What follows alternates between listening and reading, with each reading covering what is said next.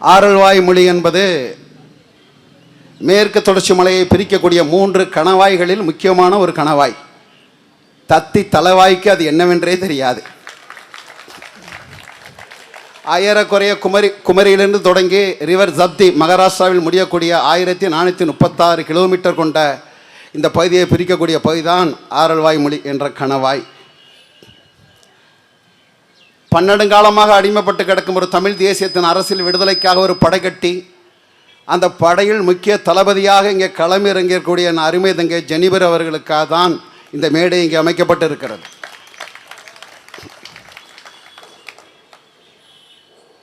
அரசியலை வாழ்வியலாக கற்பிக்கக்கூடிய ஒரு கட்சி, அரசியலை வரலாறு போன்று கற்பிக்கக்கூடிய ஒரு கட்சி, அரசியல் புவியியல் போன்றது என்று கற்பிக்கக்கூடிய ஒரு கட்சி தான் இந்த கட்சி. பொதுவாக நாம் தமிழர் கட்சியின் மேடை மாலை நேர மேடை என்பது பொலிட்டிக்கல் சயின்ஸ் கிளாஸ், ஒரு அரசியல் அறிவியல் வகுப்பறை தான். நீங்கள் நன்றாக உற்று பாருங்கள், இந்த பிள்ளைகள் என்ன பேசுகிறார்கள். இந்த பகுதி முழுக்கும் இன்று காலை முழுவதும் நாங்கள் சுற்றி திரிந்தோம். நானும் தம்பி சாட்டை துரைமுருகனும் சுற்றி திரிந்தோம். சுற்றுலாத்தலத்தின் முக்கிய கேந்திரமாக இருந்த இந்த பகுதி சுற்றுலாத்தலை உண்மையே அதன் துறை செயல்பட்டிருந்தால் ஆண்டொன்றுக்கு 40,000 கோடி ரூபாய் வருவாய் ஈட்டக்கூடிய ஒரு பகுதியாக இந்த கன்னியாகுமரி சட்டமன்ற தொகுதி இருந்திருக்கும். ஆனால் குமரி முனை அல்ல, குமரி முழுக்கும் குப்பை முனைகளாக மாறி கிடக்கிறது. இதை யார் சரி செய்வார்? ஐஆர்எல் என்ற ஒரு கனிம வளத்துறை, மத்திய அரசின் கனிம வளத்துறை இங்கே உள்ள மணலை எடுத்து இல்மினேட் கார்பனேட் என்ற அந்த தாது பொருட்களை எடுத்து திருப்பி அதை பிரித்து திருப்பி அதிலே கொட்டக்கூடிய ஒரு நிலை, கதிரிக்க செயல்பாடு ஏற்படும், புற்றுநோயை உருவாக்கக்கூடிய ஒரு மாவட்டமாக, ஒரு மாவட்டத்தின் தலைநகரமாக இந்த கன்னியாகுமரி மாறிக்கொண்டு இருக்கிறது. இதை யார் தடுப்பார்? யார் தடுக்க முடியும்? மரியாதைக்குரிய சகோதரர் இந்த பகுதியின் சட்டமன்ற உறுப்பினர் இருக்கக்கூடிய தலைவாய் சுந்தரம் தடுப்பாரா? இல்லை மனிதர்குல மாணிக்கம், கன்னியாகுமரி கண்டெடுத்த கருப்பு தங்கம், மன்னாதி மன்னன், மலைக்கல்லன் மனோ தங்கராய் செய்வாரா? யார் தடுப்பார்? சீமானின் தம்பி தங்கைகளுக்குத்தான் ஒரு நோக்கம் இருக்கு, அவர்தான் தடுப்பார்கள். காரணம் என்ன? இந்த மக்களை தங்கள் உயிருக்கு மேலாக நேசிக்கக்கூடியவனாக சீமான் எங்களை மாற்றி இருக்கிறான். பிறகுதான் எங்கள் வாழ்க்கை. அடுத்த தலைமுறை பிள்ளைகளுக்கு இந்த நிலத்தை சுத்தமாக விட்டு தருவதுதான் எங்களுக்கான ஒரு நோக்கம்.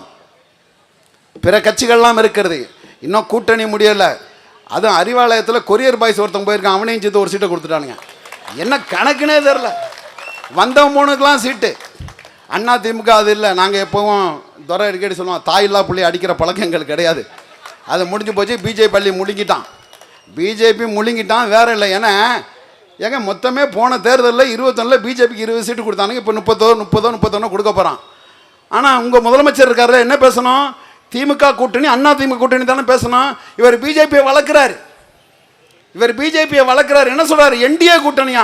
இல்லை 160 இடங்களில் நிற்கக்கூடிய எடப்பாடி, அவனை டெட் பாடி ஆக்கிட்டு இவனுங்க என்டிஏ கூட்டணின்னு சொல்லிக்கிட்டு இருக்கானுங்க. அப்ப இங்க உள்ள சிக்கல்களுக்கு யார் தீர்வை தேடி தருவார்? இங்க உள்ள சிக்கல்களுக்கு யார் தீர்வை தேடி தருவார் என்றால் நாம் தமிழர் கட்சி தான் தீர்வை தேடி தரும். 3 நாளுக்கு முன்னாடி அண்ணன் ஆக சிறந்த ஒரு வரைவு எலெக்ஷன் மேனிஃபெஸ்டோ, உலக பாட்டாளிகளை வாருங்கள், இழப்பதற்கு நான் ஒன்றுமில்லை, அடைவதற்கு கோடி கனவுகள் இருக்கின்ற முழக்கமிட்ட மாமேதை மார்க்சின் தாஸ் கேபிட்டல் என்ற எலெக்ஷன் மேனிஃபெஸ்டோ எப்படி அறிவித்தானோ அதுபோல் தமிழ் தேசிய இனத்திற்கென்று ஒரு எலெக்ஷன் மேனிஃபெஸ்டோ 49 பக்க அட்டவணை, 462 பக்கம் தமிழ்நாட்டின் ஒரு வரைவு, ஆட்சி வரைவை அண்ணன் சீமான் அறிவித்திருக்கார். அதை பார்த்து விட்டு எங்களோடு விவாதம் செய்ய வாருங்கள். இது 2 கட்சி, அங்கிட்ட தேசிய கட்சி இந்த மண்ணுக்கு தேவையில்லாத ஆணி. கன்னியாகுமரி அது வளர்ந்தது காரணம் இந்த மண்டைக்காடு கலவரம், அதை விட்டுருங்க, அது கலவரம். நாம் தமிழர் கட்சி இங்கே வந்து பாரு, கலவரம் பண்ணுற காவிலாம் காணாக போயிடுவான். அவனுக்கு வேலையெல்லாம் கிடையாது. அவனுக்கு என்ன வேலை? சாமியை காப்பாற்றுறது கட்சியா? இல்லடா, அந்த சாமி படைச்ச அந்த பூமியை பாதுகாக்க தான் இங்கே கட்சி தேவை, அதற்கு தான் இங்கே கட்சி தேவை. இதுக்கு இடையில சம்பந்தம் எல்லாம் குறுக்களை ஒருத்தன் ஏறி தவிய குச்சிட்டு இருக்கான். தற்கொலைகளின் தலைநகரம் பனையூர் பதர், பனையூர் பங்களா. அவர் நாங்கள் யாரையும் களத்தில் இல்லாதவங்கள நாங்கள் கணக்கிலே சேர்க்கறது இல்லை. கருமாந்திரம் நீ கவுந்து படுக்கிறவனே நாங்கள் கணக்கில் பார்க்கறது இல்லைடா. நீ எங்கள்கிட்ட எப்படி நீ போதுவ, எங்கள்கிட்ட எப்படி நீ வாதம் பண்ணுவ? தர்க்கத்தில் ஆகச் சிறந்த பிள்ளைகளை அண்ணன் சீமான் உருவாக்கி வைத்திருக்கான். அண்ணன் சீமான் சொல்லுகிறார், என்னோட மோதுவதில்லை, விட்டுவிடு, என் தம்பி தங்கைகளோட மோதிப்பாரு. கருத்தியல் கழகக்காரனை உருவாக்கி இருக்கிறான். வாயிலிருந்து பிறப்பது வார்த்தை அல்ல அன்பு மக்களே, வெடிக்கக்கூடிய துப்பாக்கி தோட்டாக்களை உருவாக்கி வைத்திருக்கான் நான் சீமான். அப்படி ஒரு ஆகச்சிறந்த கருத்தியலை இந்த நிலத்திலே விதைத்ததுதான் நாம் தமிழர் கட்சியின் ஆக சிறந்த சாதனை. இந்த திராவிடம் என்ன செய்தது? எங்களை சாதி மதங்களாக கூறு போட்டது, பற்பல சிறு சிறு சாதிகளாக கூறு போட்டது. நாடார் என்றார் மறவர் வாக்களிக்க மாட்டார், மறவர் என்றார் கோணார் வாக்களிக்க மாட்டார், கோணார் என்றால் செட்டியார் வாக்களிக்க மாட்டார், செட்டியார் என்றால் முத்திரையர் முதலார் எவரும் இப்படி இப்படி பிரித்தது. இந்து என்றால் இஸ்லாமர் வாக்களிக்க மாட்டார், இஸ்லாம் என்றால் கிறிஸ்தவர் வாக்களிக்க மாட்டார், இவன் என்றும் என்றால் இந்து வாக்களிக்க மாட்டார், இப்படி பிரித்தது. யாரை நிறுத்தினாலும் ஒட்டுமொத்த தமிழ் தேசிய இனத்தின் பிள்ளைகள் வாக்களிப்பார்கள் என்ற ஒரு நிலையை உருவாக்கியதுதான் நாம் தமிழர் கட்சியின் ஆகச் சிறந்த சாதனை. எதற்கு உங்களுக்கு பிரதிநிதி தேவை? சட்டமன்றத்திற்கு எதற்கு உங்களுக்கு பிரதிநிதி தேவை? உங்களின் குரலாக அவன் ஒழிக்க வேண்டும். கன்னியாகுமரி மாவட்டத்தின் மக்கள் பிரதிநிதியாக இந்த கன்னியாகுமரி சட்டமன்றத்தை தொகுதி பிரச்சனைகளை சட்டமன்றத்தில் பேசுவதற்கு தான் உங்களுக்கு ஒரு பிரதிநிதி தேவை. தலைவாய் போன்று ராட்டி தட்டக்கூடியவனை தேர்ந்தெடுப்பதற்கு அல்ல. வயது முதிர்ந்தவர் தான், மூத்தவர் தான், ஒதுங்கிக் கொள்ளுங்கள் ஐயா, உங்களுக்கு வயதாகிவிட்டது, உங்கள் தத்துவம் செத்து விட்டது, உங்களையே ஒரு கட்சி அடிமையாக வைத்து அடகு வைத்து கொண்டு இருக்கிறது, எங்கள் பிள்ளைக்கு வழி கொடுங்கள், மரிய ஜெனிஃபருக்கு வழி கொடுங்கள். கனவு கன்னியாகுமரி, கனவு கன்னியாகுமரி என்ற ஒரு திட்டத்தை முன்மொழிந்திருக்கிறார். அதில் பார்க்கிறேன், விவசாயிகளுக்கு, வேளாண்மை செய்யக்கூடிய விவசாயிகளுக்கு வேளாண்மை பொருட்களை விளைந்து வரக்கூடிய வேளாண்மை பொருட்களை மதிப்பு கூட்டக்கூடிய தொழிற்சாலை இந்த நிலத்தில் இல்லை. யார் செய்து தருவார்? நாம் தமிழர் கட்சி எங்கள் பிள்ளை ஜெனிபர் செய்து தருவாள். நீங்கள் தேர்ந்தெடுங்கள். அரசு ரப்பர் தோட்ட கழகம் என்ன செய்து கொண்டிருக்கிறது? என்ன செய்து கொண்டிருக்கிறது? ரப்பர் வருவாயை பெருக்க அதை வாங்கி கொண்டு தனியார் முதலாளிக்கு விற்பனை செய்யக்கூடிய தோட்டத்துறை ஒரு துறையா? தொலைந்து போக வேண்டும் அந்த துறை. சாபமிடுகிறேன். எந்த சிக்கலுக்கும் இங்கே தீர்வில்லை. இந்த சிக்கல்களெல்லாம் நீங்கள் தீர வேண்டும் என்றால் எங்கள் பிள்ளைகளுக்கு, எங்களுக்கு நீங்கள் வாக்களிக்க வேண்டும். தமிழ்நாட்டிலே 38 மாவட்டத்திலே அதிகப்படியான கனிம வளம் திருடக்கூடிய ஒரு மாவட்டத்துக்கு சொந்தக்காரர்கள் நீங்கள். பாரத மாதா கி ஜெய். அதிகப்படியான கனிம வளம் இங்கே தான் திருடுறான். குறைந்தது ஒரு நாளைக்கு 2000-3000 டாரஸில் போயிட்டே இருக்கு. அந்த மன்னாதி மன்னன் மலைக்கண்ணன் மனோ தொங்கராஜ் சொல்லுகிறார், அப்படி ஒன்றும் களவாடவில்லையே. ஆம், எப்படி களவாடம்? திருடியவன் நீந்தானே. அவர் சொல்றாரு, ஒன்றும் களவாடப்படவில்லை. எப்படி உள்ள நெஞ்செழுத்தம் பாருங்க. ஓப்பன் மைக்கில், ஓப்பன் ஸ்டேஜில் லட்சக்கணக்கான பேர், 10,000 கோடி பேர் பார்க்கக்கூடிய ஒரு டிபேட்டில் சொல்றாரு, ஏன் தமிழன் கேடுகட்டவன், கூறுகட்டவன், மறப்பான் என்ற நம்பிக்கை அவனுக்கு. அது ஒரு காலமடா, இது பிரபாகரன் பிள்ளைகளின் காலம். நாங்கள் உங்களை மன்னிக்கவும் மாட்டோம், மறக்கவும் மாட்டோம், பழி தீர்ப்போமடா. 23ஆம் தேதி வரை காத்திருக்கிறோம் உங்களை கருவறுப்பதற்காக. அதிகாரமற்ற பிள்ளைகள் நாங்கள்.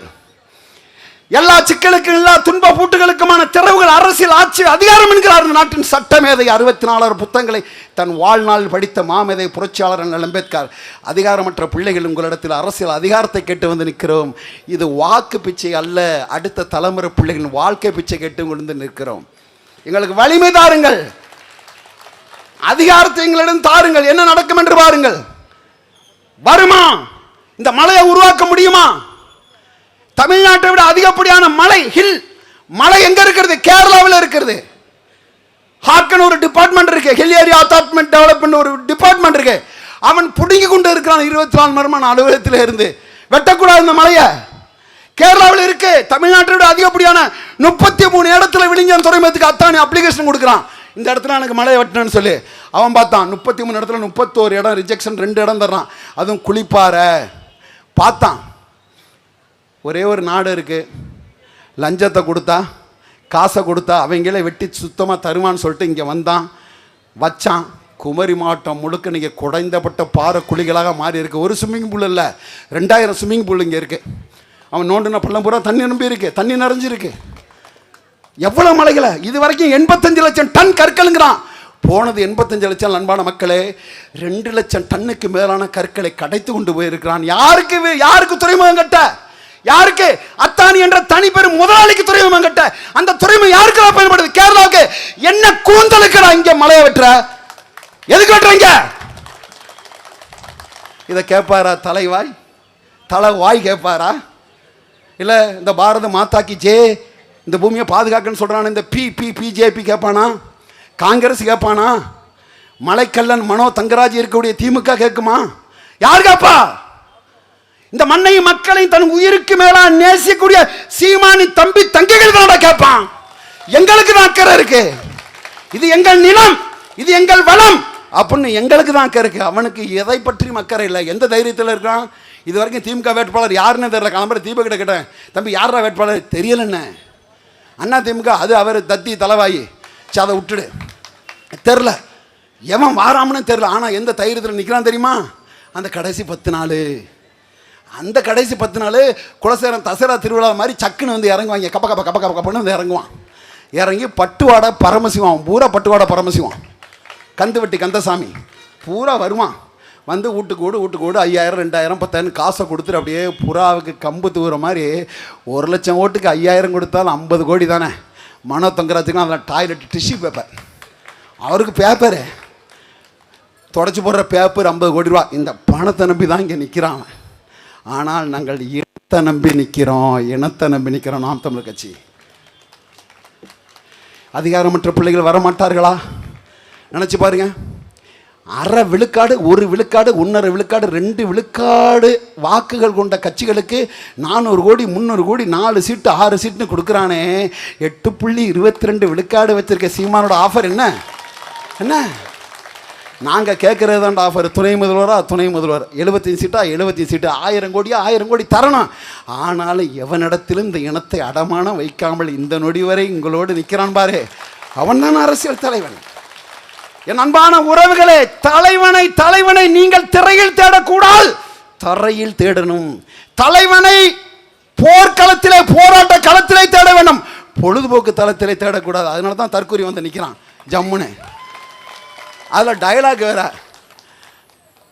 ஒரு தடவை சொன்னால் ஏன் பேச்ச நானே கேட்பேன், கொப்பனை கேட்பான், நீ கேட்கலாம், யார் கேட்பா? என்னடா அது டயலாக்கு? அவர் டயலாக்கு. ஆனால் ஒரு உண்மைங்க, ஒருவேளை மரியாதைக்குரிய சகோதரர் பனையூர் பங்களா, பனையூர் பதலா, பனையூர் பதறு தற்கூரின் தலைநகரம் விஜய் அரசியல் கட்சி ஆரம்பிக்காவிட்டால் தமிழ்நாட்டில் எத்தனை தற்கூரிகள் இருக்கிறார்கள் என்ற கணக்கெடுப்பே இல்லாமல் போயிருக்கு. அந்த பிள்ளைகளுக்கும் சேர்த்து சேர்த்து விழிப்புணர்வு அடையக்கூடிய ஒரு வேலை செய்ய வேண்டும். நாம் விடுதலையின் முதல் படி விழிப்புணர்வு, அவேர்னஸ். விடுதலையின் முதல் படி, அந்த முதல் படியை தான் நாங்கள் செய்து கொண்டிருக்கோம். எங்கள் பிள்ளைகள் அவர்கள் வருவார்கள் ஒரு நாள். கேட்டு பாருங்கள் நீங்கள். அண்ணன் விஜய் அவர்களே, விழிஞ்சம் துறைமுகத்தில் உங்கள் நிலைப்பாடு என்ன? நீட்டில் உங்கள் நிலைப்பாடு என்ன? ஐயாறால் மண்ணெடுக்க நிலைப்பாடு என்ன?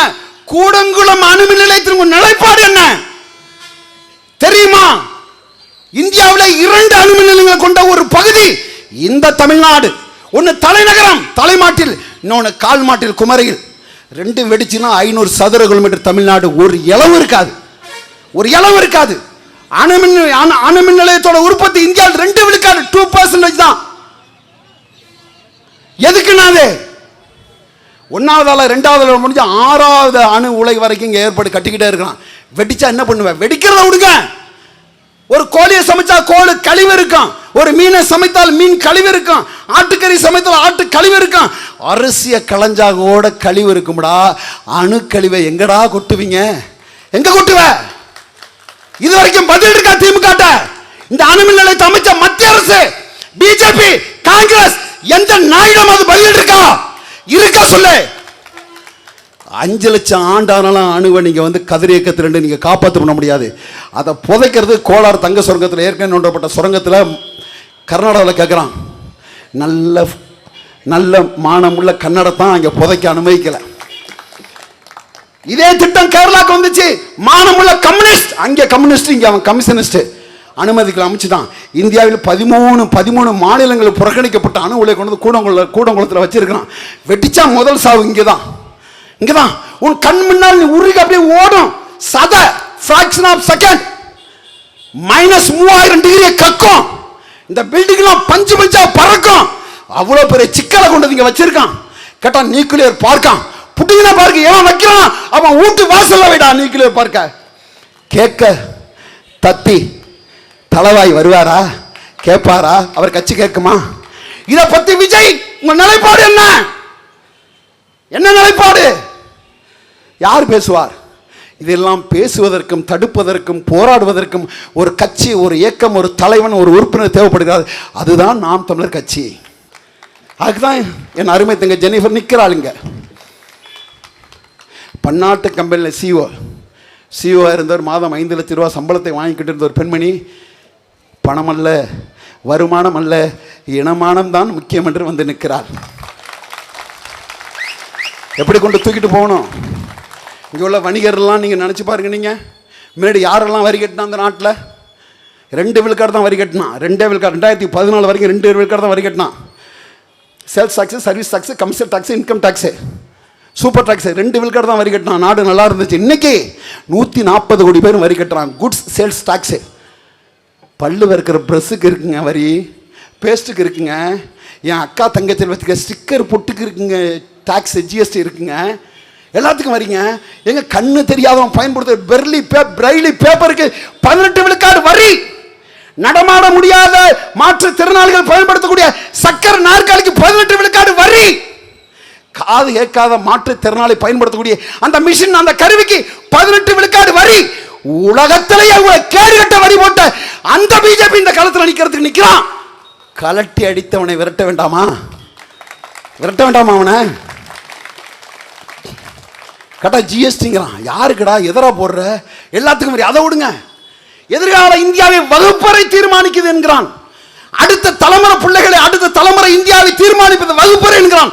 அந்த வகுப்பறைக்கு உலகத்திலே வரி போட்ட ஒரு நாடு, ஒரு கேடுகட்ட ஒரு கட்சி, ஒரு அமைப்பு இந்திய நாடு பிஜேபி தான். ஸ்டூடெண்ட்ஸ் எழுதுறான்ல, யூனிவர்சிட்டி எக்ஸாம் எழுதுறான்ல, யூனிவர்சிட்டி பேப்பருக்கு 18% 1000 ரூபாய் யூனிவர்சிட்டி பேப்பருக்கு அவன் எழுதுனானா 180 ரூபா வரி கட்டணுங்க. பேனாவுக்கு வரி, ரப்பருக்கு வரி, பென்சிலுக்கு வரி, ஷார்ப்பனருக்கு வரி. பாரத மாதாக்கு ஜே போடு போடு வரி சொல்றா. மானமுள்ள ஒரு பிஜேபி காரன் இது ஏற்கிறாயா எதிர்க்கிறாயா சொல்லு. ஏண்டா உன் சொந்த படத்தையே போராடி பெற முடியல ஏண்டா தற்குறி. இதெல்லாம் நீ என்ன ஏற்கிறியா எதிர்க்கிறியா? வா வாதம் பண்ணுவான். ஏங்க எல்லையில் துப்பாக்கி சுடுறது இல்லைங்க டெரரிசம். 140 கோடி மக்கள் மேல வரிய போடுறான்ல, this is called tax terrorism, வரி தீவிரவாதம். எப்படி மறைக்கிறான் பாரு. ஒரு பிஜேபி கேட்க சொல்லு, வாடா விவாதம் பண்ண, இதே இடத்துல மேல போடு. இந்த வரி தீவிரவாதம் யார் எதிர்ப்பா? காங்கிரஸ், பிஜேபி, திமுக, அண்ணா திமுக, தற்கொலை எவன் எதிர்ப்பான்?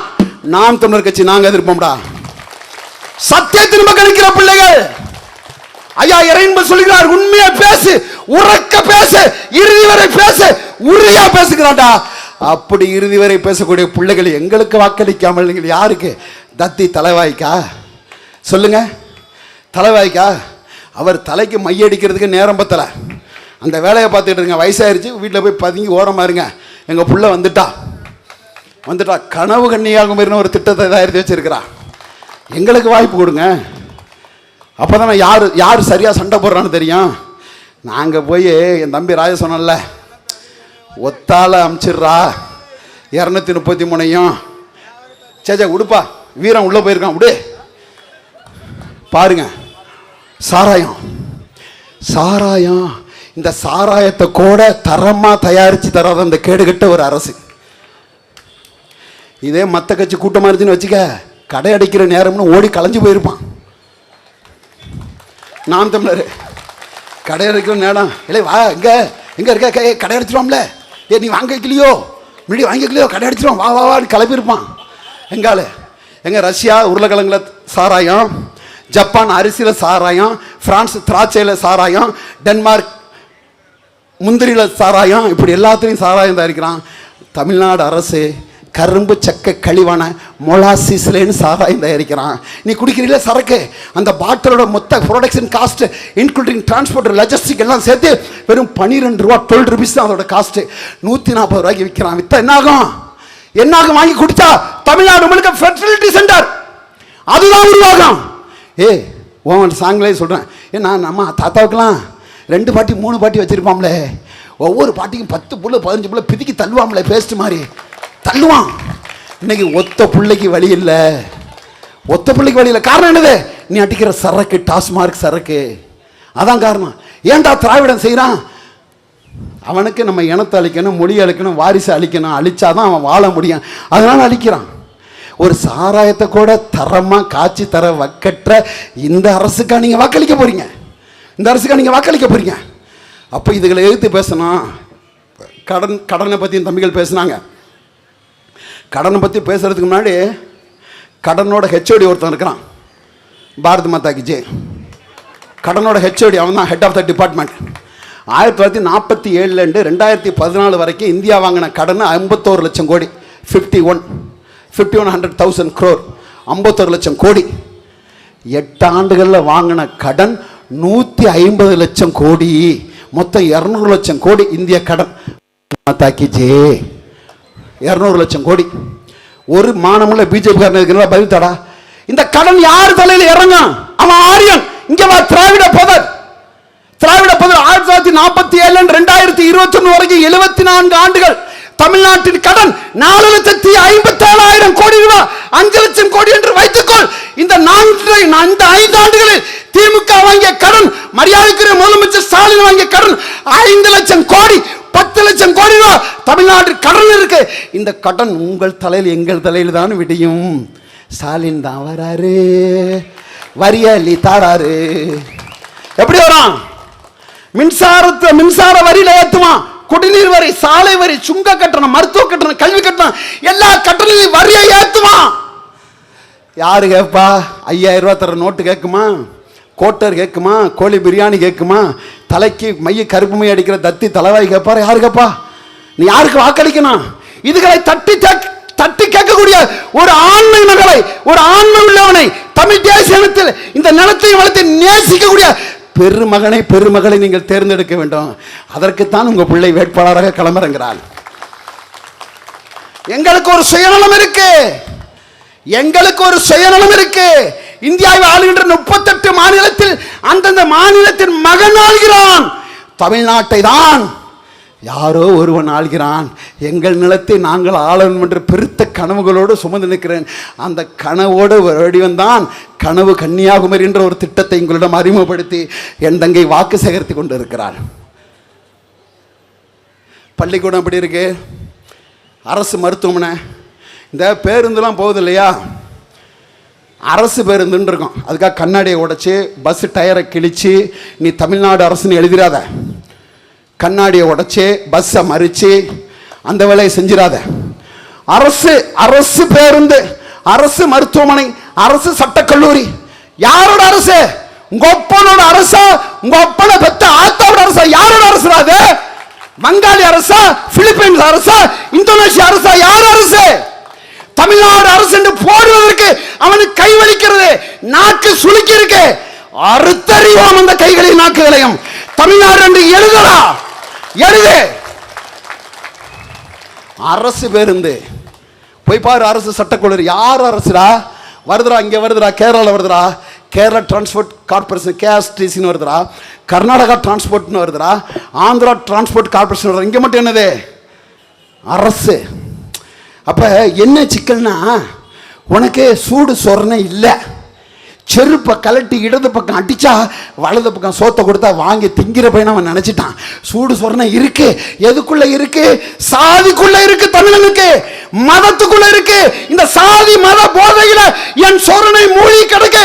அதை அப்படியே அள்ளி முத்து குளிச்சு மூழ்கி எடுத்தவன் தான் சீமான். அவன் தான் சீமான். உன்ன இந்த ஜல்லிக்கட்டு போராட்டத்தில் ஐயா சுப்பிரமணிய சாமி தமிழ் பொறுக்கீஸ்ன்ட்டாரு. தமிழ் பொறுக்கீஸ். அவங்க எப்போ பார்த்தாலும் போராட்டம் பண்ணுங்கன்ட்டாரு. ஒரு பயலுக்கு கோபம் வரல. ஏன்? இவன் தமிழ் தாய்க்கும் தமிழ் தப்பனுக்கு பிறக்கலை போல் இருக்கு. ஆனால் நாம் தமிழர் பிள்ளைகள் எங்களுக்கு தான்டா வலிச்சிச்சு, எங்களுக்கு தான் வலிச்சிச்சு. அதே தமிழ் பொறுக்கீஸுக்கு பதிலா ஒரு சாதியை போட்டு அந்த சாதி பொறுக்கீஸ் இந்த சாதி பொறுக்கீஸ் சொல்லியிருந்தா சுப்பிரமணி தலை இருக்காது. சுப்பிரமணிய சாமியோட தலை இருக்காது. ஏன்? எங்கள் சூடையும் எங்கள் சொர்ணையும் சாதிக்குள் வைத்து விட்டான் திராவிடன். அது ஒரு காலம், அது கருணாநிதி காலம். இது பிரபாகரன் பிள்ளைகள் சீமானின் காலம். மாற்றுவோம் நாங்கள். என்ன நீ சமூக நீதி, சம வாய்ப்பு, சாதி ஒழிப்பு, என்னென்ன சமூக நீதி, சமூக விடுதலை என்ன பேசுற? நீ என்ன செஞ்சுக்கிட்டு இருக்க? நீ தமிழ் சமூகத்தில் ஓரங்கட்டப்பட்ட ஒடுக்கப்பட்ட தமிழ் குடிகளுக்கு பகிர்வா கொடுத்தான்டா சீட்டை கொடுத்தான். எந்த காலத்துல பண்டாரத்தம் எங்க பண்டாரத்தம் சட்டமன்றத்தில் நிறுத்தின, எந்த காலத்துல எங்க வண்ணான நிறுத்தின, எங்க குழவனை நிறுத்தின, எங்க நாவிகரன் நிறுத்தின, குதிரை வண்ணாரன் நிறுத்தின, என்னைக்கு நிறுத்தினடா? பிரபாகரனோட பிள்ளை சீமான் தாண்டா அவனுக்கு சீட்டு கொடுத்து நிப்பாட்டி வச்சிருக்கிறான். எங்க ஆசாரி ஆசாரி நீ வெட்டக்கூடிய அருவாயை செதுக்கக்கூடிய ஆசாரி, உன் அணிகணங்களை செதுக்கக்கூடிய ஆசாரிக்கும் சீட்டு பயிர் கொடுத்தான். சீமான் தெலுங்கர்களுக்கு எதிரி, சீமான் கன்னடர்களுக்கு எதிரி, சீமான் மலையாளுக்கு எதிரி இல்லடா. ரெட்டியார்களுக்கு சீட்டு, நாயுடுக்கு சீட்டு, 24 தெலுங்கு சீட்டுக்கு சீட்டு, ஏன் உருது முஸ்லீமுக்கு சீட்டு, சௌராஷ்டிராவுக்கு சீட்டு, எல்லாத்துக்கும் சீட்டு பயிர் அழிந்து கொடுத்து சமூக நீதி காத்த முதல் தலைவன் அண்ணன் சீமான் தான். அவதூறு, எங்களை பற்றி அவதூறு. இந்த விர்ச்சுவல் வாரியர்ஸ்னு தற்கொலை பாய்ஸ் இருக்கான்ல, அவங்க அப்புறம் ஒரு கட்டத்தில் திட்டிட்டு தான் சலிச்சு போயிடுச்சு. ஏன்னா நாங்கள் அவன் கூவத்தை திறந்தான், அவன் சாக்கடையை திறந்தான், நாங்கள் கூவத்தை திறந்தோம், செட்டில் ஆகிட்டான். அடுத்த என்ன எங்கள் அண்ணன் எங்களை கண்ணியமாக பேச சொல்லியிருக்காரு, ரொம்ப கண்ணியமாக பேச சொல்லியிருக்கார். தம்பி, மக்கள் பார்க்குறாங்க, நம்ம பேச்சு கேட்குறாங்க, சாதாரணம் இல்லை. உறங்கி கிடந்த சோம்பல் போர்கள் சொக்கி கிடந்த தமிழ் சமூகத்தை பேசி பேசி உசுப்பேத்தினவன், தூர்ந்து கிடந்த தமிழ் சமூகத்தை தூர்வாரியவன், உணர்வுகளால் தூர்வாரியவன் அவன் சீமான். அவனோட பேச்சும் அவனோட வீச்சும் தான் இந்த அளவுக்கு ஒரு ஆகச் சிறந்த கட்டமைப்பை அன்னை தமிழ் சமூகத்தில் உருவாக்கி இருக்கிறது. அதுக்கு எங்களுக்கு ஒரு வாய்ப்பு தாங்க. அதிகாரத்தை கேட்டு வந்து நிற்கிறோம், சும்மா அனாதை பயலாக வந்து நிற்கல. நாங்கள் அதிகாரத்தை வந்துட்டு கேட்டு நிற்கிறோம். நாங்கள் நீங்கள் அதிகாரத்தை தந்தீங்கன்னா ஒரு மலை கடத்தப்படுமா? எவ்வளோ அழகான என்வைரன்மெண்ட் தெரியுமா? அதே தரையிலேருந்து 1500 அடி வரைக்கும் உள்ளதுக்கு பேர் ஸ்க்ரப் ஜங்கல், முட்புதர் காடு. 1500லேருந்து 3000 அடி வரைக்கும் உள்ளதுக்கு பேர் இலையுதிர் காடு, டெசிடியஸ் ஃபாரஸ்ட்டு. 3500லேருந்து 7000 வரைக்கும் உள்ளதுக்கு பேர் எவர் கிரீன் ஃபாரஸ்ட், பசுமை மாறா காடு. இந்த 3 அடுக்குகளும் கொண்ட ஒரு மாவட்டம் அப்பா கன்னியாகுமரி. அந்த ஸ்க்ரப் ஜங்கல் இருக்குல்ல, முட்புதர் காடு, முட்புதர் காட்டில் ஒரு சிறு குறு உயிர்கள் இருக்கும். அந்த முட்புதர் காடுக்கும் இலையுதிர் காடுக்கு இடையில ஒரு சில உயிர்கள் இருக்கும். அந்த இலையுதிர் காடுக்கும் பசுமை காடுகளுக்கு இடையில இந்த ஃபுட் செயின், இதை அறுத்து துண்டாடி இருக்கு. இதை திமுக தடுக்குமா? செய்வதேவன் எங்கள் மலைக்கண்ணன் மனோ தங்கராஜ் தடுப்பாரா? தடுக்க மாட்டார். இது எல்லாவற்றையும் மாற்ற வேண்டும், தலையில் மாற்ற வேண்டும், அடிப்படை மாற்ற வேண்டும், அரசியல் மாற்ற வேண்டும், ஆட்சி மாற்ற வேண்டும். பழைய கட்டடத்திற்கு வெள்ளை அடிக்க வந்தவர்கள் அல்ல நாங்கள். அந்த கட்டடத்தை இடித்து விட்டு முற்றுமுழுதாக தகர்த்து புதிய கட்டடத்தை கட்ட வந்த புரட்சியாளர்கள் நாங்கள். எங்களுக்கு ஒரு வாய்ப்பை தாருங்கள் என்று கேட்டுதான் நாங்கள் உங்களிடம் வந்து நிற்கிறோம். எங்களுக்கு ஒரு வாய்ப்பு தாருங்கள். என் அன்பான உறவுகளே, மீண்டும் ஒரு சந்தர்ப்பத்தில் உங்களை சந்திப்போம். நீங்களும் தமிழர், நானும் தமிழர், நாம் தமிழராய் வாழ்வோம் என்று கூறி விடைபெறுகிறேன். என் அன்பு தங்கை மரிய ஜெனிஃபர் அவர்களை கன்னியாகுமரியின் முதல் சட்டமன்ற தொகுதியில் வெற்றி வேட்பாளராக அண்ணன் சீமானின் புலியாக அவளை சட்டமன்றத்துக்கு அனுப்புவது உங்கள் கடமை என்று கூறி விடைபெறுகிறேன். தமிழ் தாய் வாழ்க, தலைவர் பிரபாகரன் வாழ்க.